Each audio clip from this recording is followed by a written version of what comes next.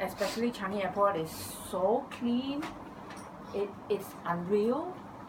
It's almost unreal, you know, like, and especially if you catch your flight at an unearthly hour, it's very deserted, so which is very unlike Singapore. So I love that. So I always try to book like a 1 a.m. flight, you know, so that it's like super quiet. And the thing about traveling economy class, right, is that you wish you don't have a body, because your body just gets in the way, and the airlines also wish that you don't have a body, so that because you're basically, you know, too much weight. So, you know, the seats are cramped and all that. So I'm like, oh yeah, you know, Plato talk about, you know, platonic forms, you know, the body gets in the way. So I was like, yeah, it fits together, you know.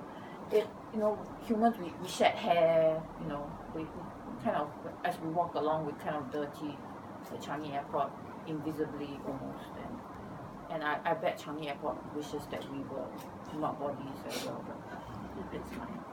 Yeah, bodies are messy, but bodies are necessary, so for this moment. So this poem is called Plato's Dream of Airports, and it describes Singapore pretty well. When you take the red-eye flight from Singapore and descend into the air-conditioned caves of Changi, you marvel at how quiet and empty it seems, and realize with absent-minded pride that if Plato ever dreamed of airports, they would look like Changi.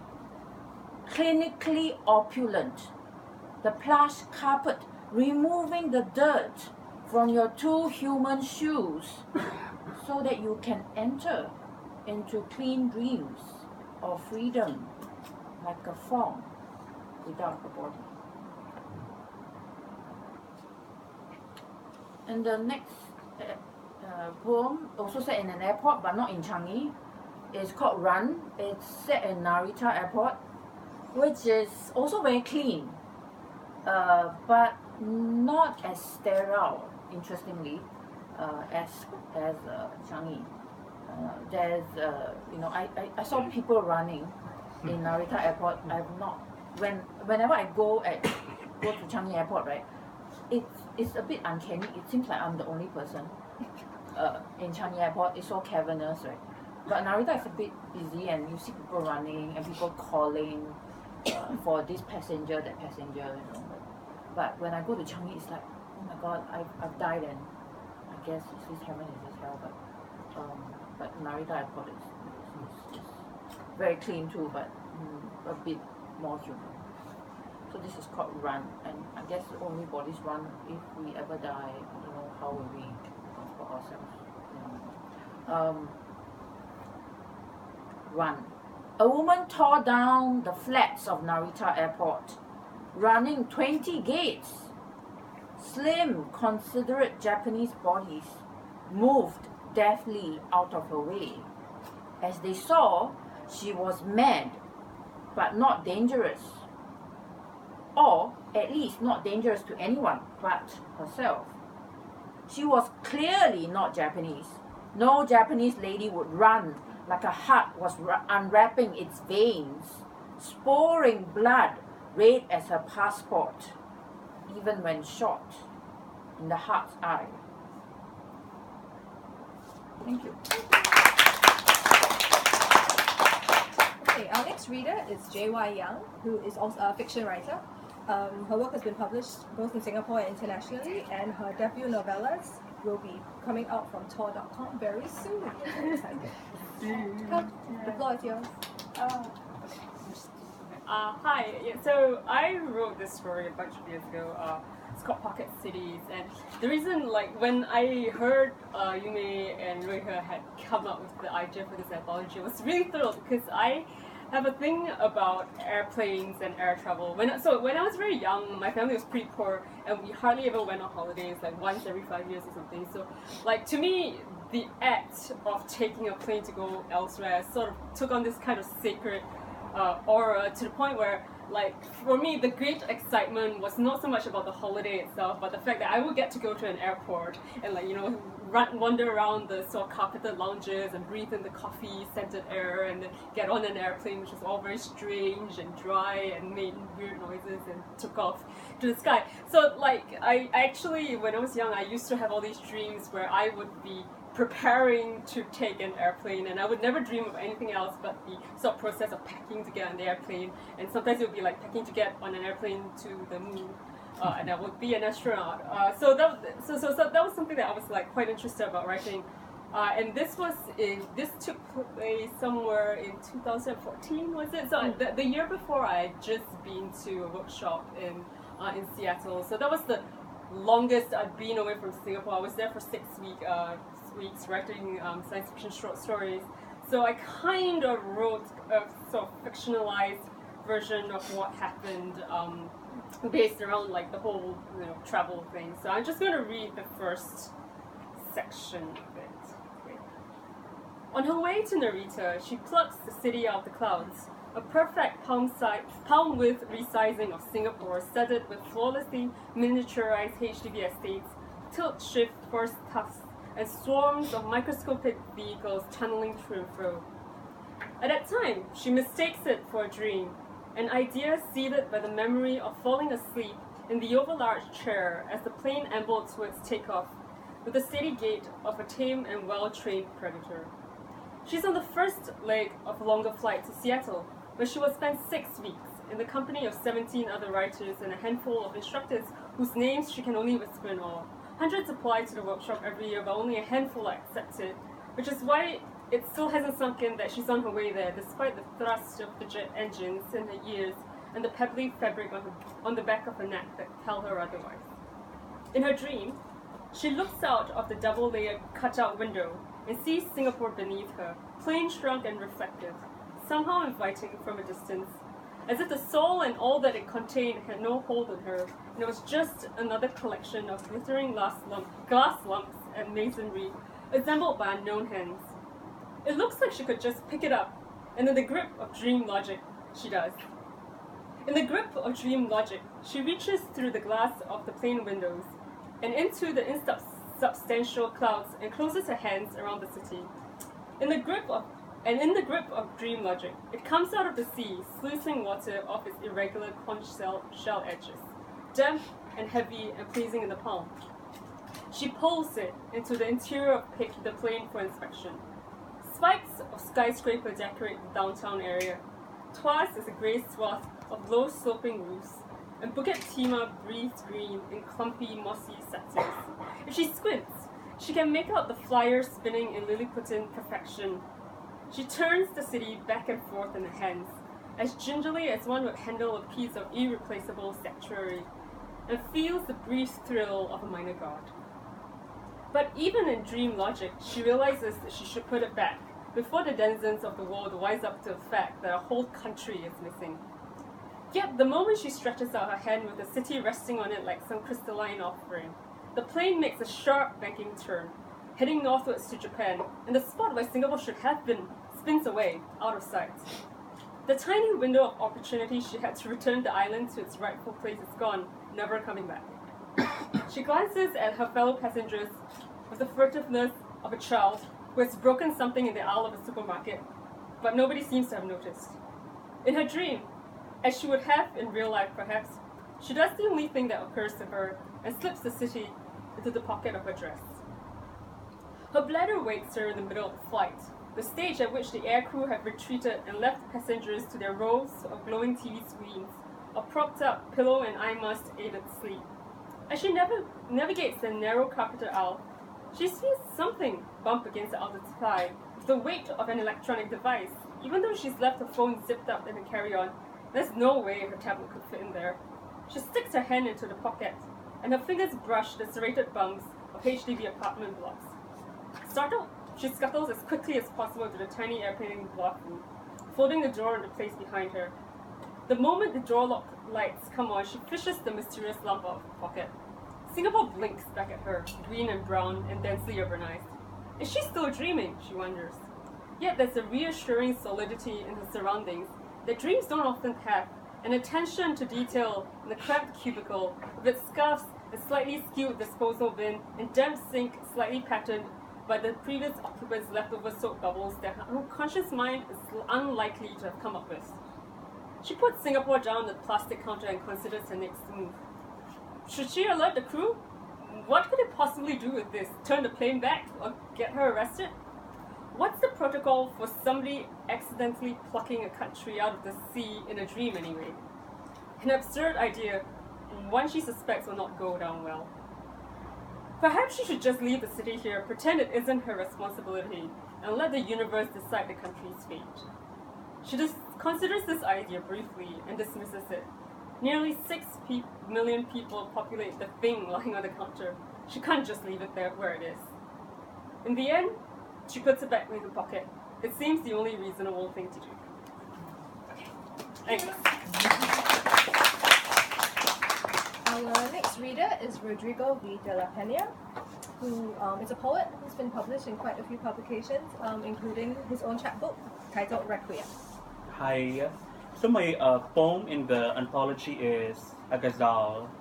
I'm a big fan of the ghazal. My first ghazal was in this book, A Lecture We Cannot Afford, edited by Christine, who's here, and Joshua. And then in Mark's book, I have another ghazal based on like found words with criminal notices. So I have a ghazal in this book. I'm just fascinated by how meditative the form is and how it seems to circle an idea over and over. Okay, so the epigraph of the poem contextualizes the poem. The ghazal of the kinetic rain. This is the epigraph. A woman was arrested by the police after she climbed over the railing at Changi Airport Terminal 1 onto the netting below the kinetic rain sculpture on Saturday morning. The Straits Times, 3rd November 2013. There was so much of it, that I could not resist but touch and grab what loomed above, those hypnotic drops of rain. They moved in concert, each piece trickling down before ascending to form a kite, hot air balloon, dragon, all from drops of rain. Airborne, the bronze globules stirred dreams of light, their fluid movement buoying me up, my heart slaked by wonder, by drops of rain. And so I reached out, plucked them off like fruits from a fecund tree, rewarded with my harvest, an abundance of drops of rain. What did it matter that the act was forbidden? I was Eve, undoing the order of the universe, entranced by drops of rain. Stop me if you must, but the world will keep on turning as clouds grow heavy with the weight of drops of rain. Thank you.